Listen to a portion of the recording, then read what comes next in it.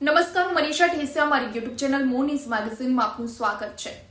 શિવરાત્રીનો મેળો એટલે ભજન, ભોજન અને ભક્તિનું ત્રિવેણી સંગમ।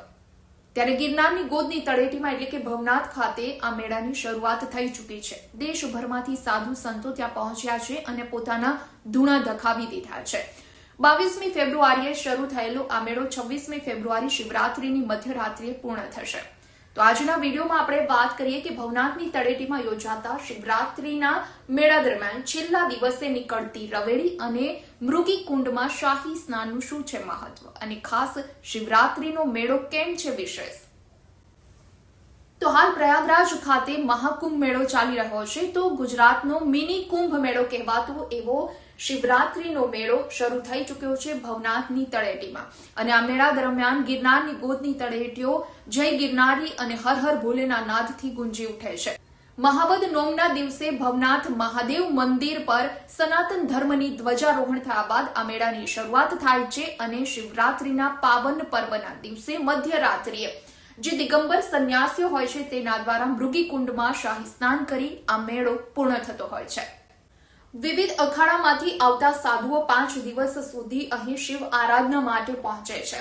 તો આ સાથે જ આ સાધુઓમાં એવી માન્યતા છે કે ગુરુ દત્તાત્રેય મહારાજ અલૌકિક રીતે આ મેળામાં પધારતા હોય છે અને તેના દર્શન કરવા માટે જ આ સાધુઓ શિવ આરાધનામાં લીન થઈ નિજાનંદ પ્રાપ્ત કરે છે। તો શિવ આરાધના માટે સાધુ સંતો અહીં 5 દિવસ સુધી ધૂણી ધખાવી શિવરાત્રીની ઉજવણી કરે છે અને દૂર દૂરથી આવેલા સાધુ સંતોના દર્શન કરી લાખો શ્રદ્ધાળુઓ ધન્યતા અનુભવતા હોય છે। તો મહાશિવરાત્રીના દિવસે મૃગી કુંડમાં દિગંબર સંન્યાસીઓ દ્વારા આસ્થાની ડૂબકી લગાવવામાં આવે છે। તો સનાતન ધર્મની પ્રાચીન પરંપરા અનુસાર મૃગી કુંડમાં મહાશિવરાત્રીના દિવસે ભગવાન ભોળાનાથ એટલે કે શિવ આકાર સાકાર કે નિરાકાર રૂપે આસ્થાની ડૂબકી લગાવે છે, જે કોઈ પણ સ્વરૂપે શિવરાત્રીના દિવસે જે દિગંબર સંન્યાસીઓની રવેડી નીકળે છે તેમાં સામેલ થાય છે અને મૃગી કુંડમાં ડૂબકી લગાવતાની સાથે જ અહીંથી સીધા પાતાળ લોકમાં જાય છે। આવી ધાર્મિક માન્યતા અને મહત્વ મૃગી કુંડ સાથે આદિ અનાદિકાળથી જોડાયેલું છે।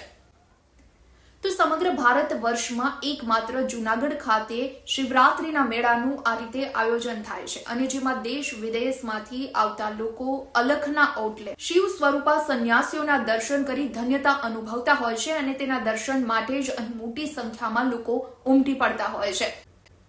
તો શિવરાત્રીના દિવસે જૂનાગઢ ખાતે એટલે કે ભવનાથની તળેટીમાં જે રીતે આ શિવરાત્રીના મેળાનું આયોજન થાય છે, આ પ્રકારનું આયોજન ભારતના એક પણ પ્રાંતમાં શિવરાત્રીના દિવસે નથી થતું અને જેના કારણે જે ગિરનારની ગોદમાં ભવનાથની તળેટીમાં યોજાતા આ શિવરાત્રીના મેળાનું વિશેષ મહત્વ છે।